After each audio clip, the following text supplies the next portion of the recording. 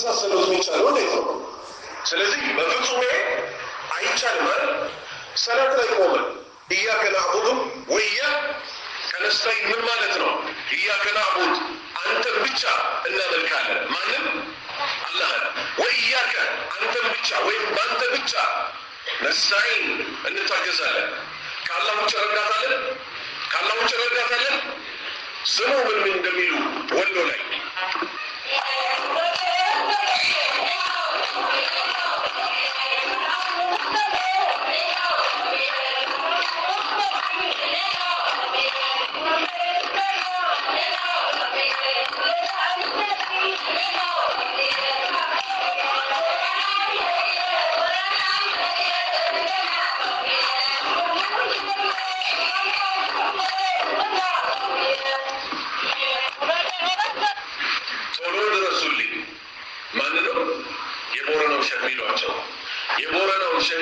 የቦረናው ሸህዬ እርዱኝ አባብዬ። ይሄ እስልምና ነው ክህደት ነው? እንስማማለን? ስለዚህ አይደለም የቦረናው ነቢዩ ሙሐመድን ራሱ ሰለላሁ ዐለይሂ ወሰለም እርዱኝ እንላቸዋለን? አንላቸው። ረዳታችን ማን ነው? አላህ ብቻ ነው። ባረከላሁ ፊኩም። አሁን ሰዎች ምን እያደረጉ መሰላችሁ? የሀገራችንን መሻይኾች እናክብራቸው በሚል ስም እስቲ ደግሞ የሚከተለውን ስሙት። ሼህ አሊ ጎንደር ወደ ሰሜኑ ስለመጣው ጎንደር ውስጥ ተጽዕኗቸው የከበደ ለጅማ ህዝብ እስልምና ማግኘት አባት የሆኑ የጎንደር ሼህ አሉ። ሼህ አሊ ጎንደር የሚባሉ ደረሳቸውን ልከው ነው አባ ጅፋርንና ማህበረሰቡን ያሰለሙት። ሼህ አሊ ጎንደር ሲገቡ አሊም ናቸው። አላህን በመፍራታቸው ይታወቃሉ። ማህበረሰቡ ወደ እሳቸው ተንጋጋ። እዛ ሀገር ላይ ጎንደር ከእርሳቸው መምጣት በፊት የሚከበሩ አንድ ሼህ ነበሩ። ሰው የሚያደንቃቸው፣ ሰው የሚወዳቸው፣ የሚያርድላቸው፣ ጎንበስ ቀና የሚልላቸው። ጥያቄው ለሰው ይታረዳል ወንድሞቼ? ለሰው ጎንበስ ቀና ይባላል አይባልም? ያሲን ኑሩ ማንን? አሊ ጎንደር የተባሉትን ሰውዬ ጎንደሬ ስለሆነ እሱ በስሱ ይሄንን የሚያክል ትልቅ ወንጀል ምንም ሰው የሚያርድላቸው አለ። ሰው የሚያርድለት ሰው ሰይጣን አምላኪ ነው አይደለም? ነው። ከዛ አሊ ጎንደር ላይ ቀናባቸው ሊል ነው። ከዛ ምን ተከሰተ? ስለ መከባበር ሊያወራ ነው። ስሙ። ሼህ አሊ ጎንደር ሲያይ ዕልማቸው፣ ተቅዋቸው ሰው ወደ እሳቸው አዘነበለ። ትንሽ ሒስ ገባቸው። ይሄኛው ሼህ ጠሏቸው። ሼህ አሊ ጎንደር ያው ስልጣን መጥተው ተጋፏል በዱንያው ቋንቋ እና አንዴም ያልፉበት አለ። ሼህ አሊ ጎንደር አፋቸው ላይ ምራቅ አክታ ሰበሰቡና ጠበቋቸው ይላል። ልክ ሼህ አሊ ጎንደር ሲያልፉ ለቀቁባቸው። ይሄኛው ሼህ ማለት አክታው ምራቁን ሰበሰበና ሼህ አሊ ጎንደር ሲያልፉ ስለቀናባቸው ተፋባቸዋል። እሺ መጸየፋቸውን ሊገልጹ ማለት ነው። ሼህ አሊ ጎንደር መልስ ምንድን ነው? ታገሏቸው ወይስ ተፉባቸው? ደረታቸው ላይ ምራቁን ጥርቅ አረጉና የወንድም እፍታ መድኃኒት ነው አሉ። ኢና ሊላሂ ወኢና ኢለይሂ ራጂዑን። የሰው አክታ መድኃኒት ነው እንዴ? መልሱልኝ ያለ ባሪያዎች። አይደለም። የኛ ጥያቄ ምንድን ነው? መከባበርን ከሆነ ማስተማር የፈለገው ሰዎች በምን መልክ ነው የሚማማሩት? የቅናትን አደጋ ማስተማር ከፈለገ ይሄ ማንሳት ያስፈልገዋል። ጥያቄው ግን ምን ሆኖ ሳለ ጎንደር ላይ እኔም አውቃለሁ ቤተሰቦች ጎንደር ወስደው አሊ ጎንደር የሚባለው ሰውዬ ራሱ ልክ እንደዚህ ግለሰብ የሚመለክ ሰው ነው። ግን አሊ ጎንደርም ሊመለክ አይገባውም ሳይ ያሲን ኑሩ ከ40 ካሴት በላይ አልፎታል። አልተረዳችሁም መሰለኝ። ሀገራችን ላይ ዒሳን አታምልኩ ማለት እንደ ሙስሊም ሆኖ ዒሳን የሚያመልካለ ግን ቃጥባሬ፣ አብሬት፣ አሊ ጎንደር የቦረናው እያለ የተቦረቦረ አለ የለም። ስለዚህ ዳዕዋችን ሊሆን የሚገባው ማንንም ማስጠንቀቅ የሚገባል አሊ ጎንደርን አታምልኩ፣ አልከሶን አታምልኩ ነው አይደል የሚባለው? ነው አይደለም? ይሄው ምራቃቸውን ሰብስበው ቱፍ ሲሉባቸው ተቀቡትና የእሳቸው መልስ ምን ሆነ? የወንድም ቱፍታ ለካ መድኃኒት ነው አሉ። ምን እንማር ከዚህ ታሪክ? ያለ አባሪዎች ለሰው ለኛ የሚያስፈልገን ቁርአን አይደለም ሐዲስ፣ ከዛስ የሷሃባዎች ንግግር እንጂ አይነት ተረት ለሙስሊሙ ያስፈልገዋል ያስፈልገዋል አያስፈልገውም? ስለዚህ ሊታረም ይገባዋል። ዳኢ ነኝ ካለ አገሪቱ ላይ ያሉትን ችግሮች እያነሳ ቁጥር አንድ ትልቁ ችግራችን ምንድን ነው? ሽርክ፣ ከሱ ቀጥሎስ ቢዳ፣ ከዛ ቀጥሎስ በጠርታው ይወረዳል። ባረከላሁ ፊኩም።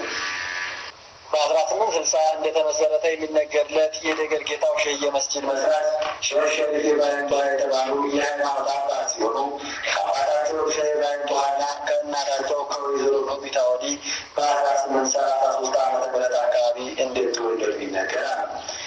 የሼህ አባት ሼህ ሸሪፍ ኢብራሂም ጧሃ በወቅቱ በአካባቢው ታዋቂ የእስልምና ሃይማኖት መሪና ሃይማኖታዊ መምህር የነበሩ ሲሆን የአካባቢውን ህብረተሰብ ልጆች በማሰባሰብ ቁርአን ያቀርቡ ነበር።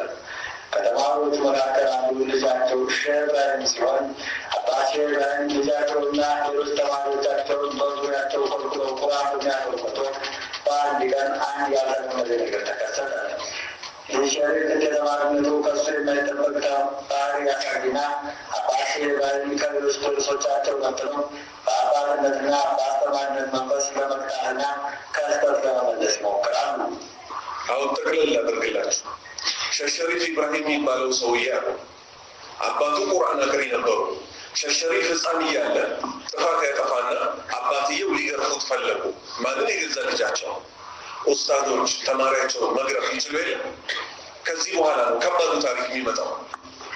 በዚህ ጊዜ ሸሪፍ አባቱን እኔ እኮ በእድሜ ካንተ በልጣለሁ እንዴት ትገርፈኛለህ በማለት አስገራሚና ያልተጠበቀ ነገር ይናገራል።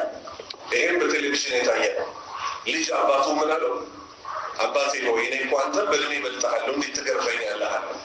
ሊሆን ይችላል አይችልም። ከራማ ማለት ይሄ ነው። ወልይነት ማለት ይሄ ነው። ነቢዩ መሐመድ ሰለላሁ ዐለይሂ ወሰለም የሰዎቹ ሁሉ ቁንጮ ናቸው። አብደላ አባታቸውን በእድሜ ሊበልጡት ይችላሉ። ሰማይ ዝቅ ቢል ምድር ከፍ ቢል አባታቸውን በእድሜ ሊበልጡት ይችላሉ? አይችሉም። ይሄንን ነው እስልምና እያደረጉ የሚያቀርቡት። ወልይነት ይሄ ነው እያሉ ነው። ስሙ፣ አልጨረስንም ገና ጀምሩ ክህደታቸው። በዚያቸው አገራዊና አስደንጋጭ ቃል ግራ የተጋቡት አባትም ምን ማለት ነው? እንዴት የወለድኩት አባትን ትወጣለህ በማለት ይጠይቃሉ። ልጅም መልሰው አንተና እናቴ ልጅ ሆናችሁ ከብቶች ሲጠብቁ በሬዎች ተጋጥሞባቸው ወደ ገደል ሲሄዱ አንተ ስትጨነቅ ከገደሉ በኩል ብቅ ብለው በሬዎችም በዘንድ ወደ ሜዳ የመለሱልን ሽማግሌ አታስታውስምን? ይላል። አንድ ሽማግሌ ነበሩ። ምን ያደረጉ? የሼህ ሸሪፍ አባት ከእናቱ ጋር ከብት ጠባቂ በነበሩበት ሰዓት ወደ ወንዝ ሲሄዱ ከብቶቹ ምን አደረገ? አባትየው ተጨንቋል። የሆኑ ሽማግሌ ሰውዬ ከወንዙ ጎራ በዛ በኩል ብቅ ብለው በሽመላቸው ከብቶቹን መለሱለት። ማነኝ ሊለው እንግዲህ ያ ሽማግሌ እኮ እኔ ነበርኩ ሊለው። ስሙት ራሳችሁ። እዚህ አባትም አስታውሳለሁ ይላሉ። ታዲያ ከሚያዛውን ትበልጣለህ ያልጁ ይኸው እያስፈራራው እኮ ነው። አንተ ታዲያ ከኛ አዛውንት ትበልጣለህ በእድሜ ይለዋል። አሁን እዚህ ድረስ እኮ ግልጽ አልነበረም ማለት ግልጽ ከመሆኑ ጋር እኛ ጠንቃቆች ነን። ለማን? ሰው ላለመበደል። እሺ ምን ሊሉን የፈለጉት እያል እስከ ጥግ ነው ምንሰማላቸው። ከዛ ነው ክህደቱን ክህደት ምንለው። አይ ከሳቸው ማህበረት ያባባል ልጁ ከመወለዱ በፊት ስላለው የአባቱ ልጅነት አጋጣሚ መናገሩ ግራ ያጋባቸው።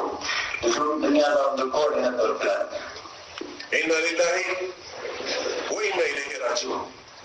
ይሄ የማን እምነት እንደሆነ ታውቃላችሁ? የሂንዱዎች እምነት ነው። ህንድ ሀገር ላይ ስጋ አንበላም የሚሉ ሰዎች አሉ። ሂንዱ ይባላል።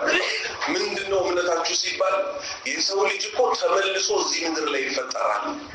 ከብት ሆነን ልንፈጠር ስለምንችል ወንድማችንን ሊሆን ይችላል ምን በላው ብለው ነው ስጋ ማይበሉት። አላህ ያሳያችሁ። ይሄ ልጅ ምን እያለ ነው? የገዛ አባቱ ማለት ነው። አንተ ያኔ ከብት እንዲህ ምናምን ሲያደርግ ከዛ ከማዶ እኮ እና ታዲያ ከሸመገለ በኋላ እንዴት ሆነ ስትል ከዛ ተመልሼ ደግሞ በእናቴ ማህፀን ውስጥ አንተ ስትገናኛት ደግሞ ድጋሚ ተወለድኩኝ። ይሄ ክህደት ነው አይደለም? በአላህ ስም ይሁንባችሁ በአንድ ድምፅ ተስማምተን ክህደት ነው ማለት ክህደት ነው አይደለም? አላህ ያክብራችሁ። ተብሊጎች ይሄ ቡታጅራ ከተማ የሚመላለሱት ይሄን ቢሰሙ ደፍረው አይደለም ክህደት ነው ሊሉ። ተብሊግ ማለት ስሙ ምን ማለት ነበር? ዳዕዋን ማድረስ ማለት ነበር አይደል? ሽርክን መዋጋት ማለት ነበር አይደል? ጭራሽ ከፊሎቹ በእንዲህ አይነት ክህደቶች ያምናሉ። አላህ ነጃ ይበለን። አላህ እዚህ የተረገመ መንገድ ያውጣቸው። ሁለተኛ ልክም ነው የሚበላ ይዛ አይነት ዝምዛ ከሰማዋ በድንጋይ ስራ አድርጋ ይያል 40 ሴት 40 ወንድ ልጅ ወልዶ በሬ የነዳ ሲመጣ ለመውለዱ እሱ ወረዷን ከች አላህ እዚህ ሰውዬ ላይ ነው የዛሬው ትምህርታችን ያጠነጥነው። በሱ ቤት ስለ ሸሆቹ ታሪክ ሊናገር ነው። ስለሱ ሸሆች ማለት ነው። ለእኛ ሸሆቻችን አይደሉም። የእኛ ሸሆች ቁርአንና ሐዲስ የሚያስተምሩ እንጂ እንዲህ አይነት ክህደት ውስጥ የሚጨማለቁ አይደሉም። ልብ በሉ። ምን ይላል? 40 ሴት 40 ወንድ ወልዶ ለመውለዱ በሬ ተሸክሞ ሲመጣ ለማን ሸሆቹ እናንተን ያስወለዳችሁኝ ብሎ ያቺ ሴት ግን በምኗ መጣች? ሌጣዋን መጣች ይላል በባዶቿ።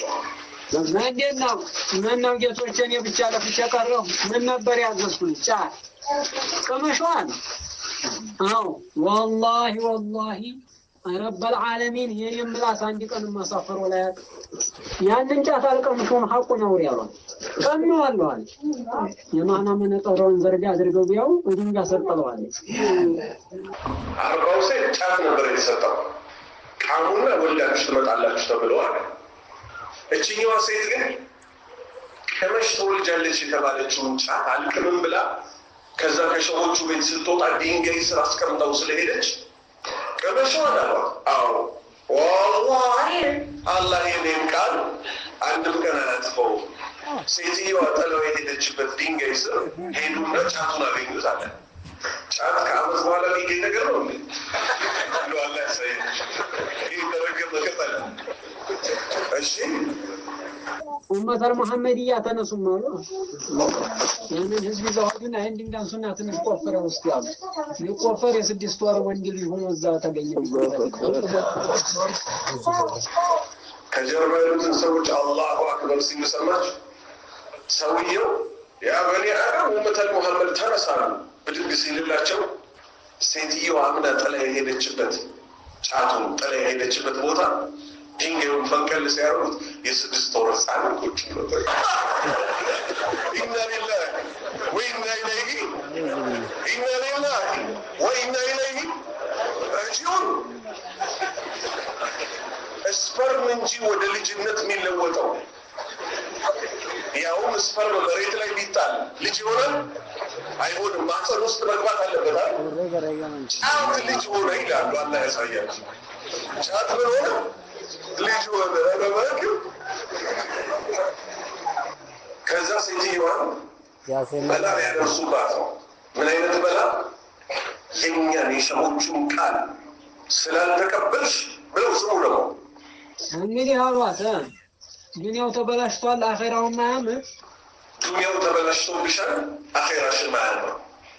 ምን በማረጓ ብቻ ቃሚ የተባለችውን ጫት አውጥታ ስላስቀመጠች አላህ ያሳያችሁ። መዝገቡ ተነቃሩ እንዳልሆነ ያንቺ ነገር